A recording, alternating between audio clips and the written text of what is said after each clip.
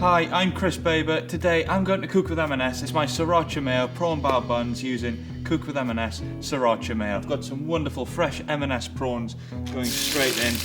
Asian essentials, garlic, ginger and chilli. I've chopped them up, but M&S do an amazing pre-chopped version. All of that going in.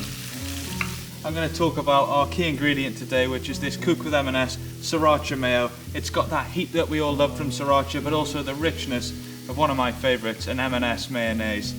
Going to go in with a good splash of soy sauce, freshly chopped coriander, and it's time to put these bao buns together. So our bao buns are out the microwave 1 minute, they're light and fluffy. In goes our key ingredient, that's our Cook with M&S Sriracha Mayo, mango and mangetout slaw from M&S, our beautiful M&S stir-fried prawns. And that is my Cook with M&S Sriracha Mayo prawn bao buns.